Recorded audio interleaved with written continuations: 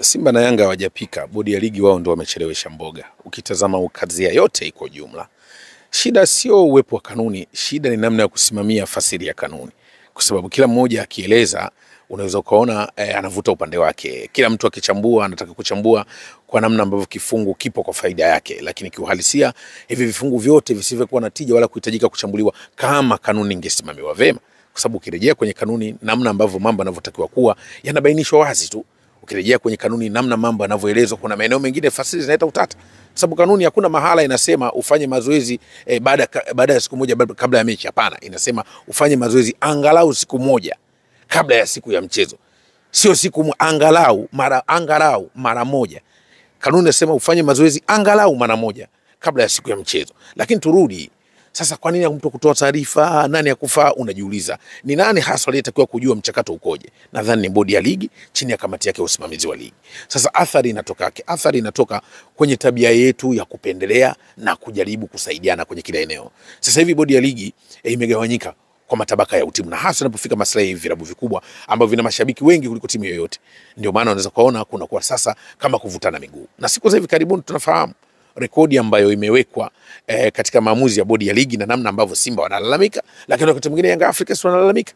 Wiki iliyopita imetoka taarifa hapa ambayo kuthibitishwa na bodi ya ligi wakimtuhumu Ally Kamwe kwamba kaadhibiwa na kamati ya maadili. Lakini utakumbuka pia alifika mbele ya kamati ya maadili. Lakini kilichomfikisha mbele ya kamati ya maadili Ally Kamwe ilikuwa ni malalamiko yake pia dhidi ya mwenendo wa ligi na wasiwasi wake dhidi ya viongozi wa bodi ya ligi. Lakini kando na hapo, Simba nao tumewasikia wakati mwingine na wakilalamikia bodi ya ligi. Lakini tukirejea wote, Simba, Yanga wanalalamikia bodi ya ligi.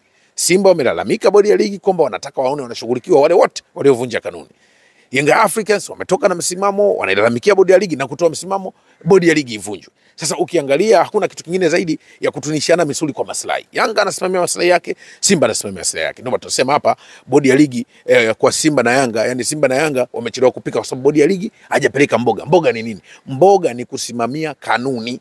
Shida ni kwamba hatusimamii kanuni kwa sababu kwanza upendeleo, kuogopana, lakini wakati mwingine kuhofishwa na watu wenye maslahi na hizo kanuni. Moja kitu ambacho kinaathiri mpira wake. Sasa upo katika utamaduni wa muda mrefu ambako mara nyingi tunaonekana wabaya. Na utamaduni wa Mwafrika, mtu anayesaka haki anaonekana mchonganishi.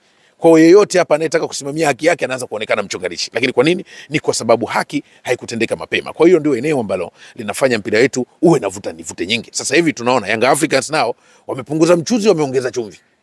Maana yake chakula hakiliki tena. Lakini ukitoka hapo, Simba Sports Club nao wamekamata pale pale kwenye moto wao. Wanasema moto wa ubani wewe hawajaongezea jivu, maana yake unawaka kama ulivyo. Wao msimamo wao mechi ichezwe. Young Africans wanasema mechi haiwezi kuchezwa. Kwa hiyo unaona hapa ni kazi kubwa kuliko eneo ambalo tunalisema. Kwa hiyo bila kuwa na usimamizi mzuri wa kanuni, hata vipengele vya kanuni vifasirike haviwezi kutufikisha mbali, kwa sababu tunakubali kwamba watu ndio wanatengeneza mfumo. Mfumo hautengenezi watu. Pale ukimpeleka mtu ambaye anaweza kapindisha tafsiri ya kanuni ama katiba, hata kama katiba inasema vizuri, hata vuruga tu. Sababu atakwenda sehemu ya kufasirika, ataichelewesha. Kwa ukiangalia ndani bodi ya ligi, tatizo ni usimamizi wa kanuni, sio fasiri ya kanuni. Sasa hivi hata wanasheria tunaowasikiliza wanafasiri kanuni kulingana na vile ambavyo wanaona zinasaidia upande waliokuwepo. Kwa hiyo bado hatujapata tunachokiona. Lakini kubwa, bodi ya ligi isifanye kazi kwa ushabiki. Hili ndio eneo ambalo linaleta shida na ndio ambako tunaona sasa hivi tunaingia wakati mgumu. Shaka kama bodi ya ligi tunataka tufike mbali, tufuate taratibu za kanuni. Mathalan ni hiyo kazia ya Juventus mwaka 2006, timu ambayo ilikuwa na mchezaji wa Ballon d'Or Fabio Cannavaro, beki bora kabisa wa dunia.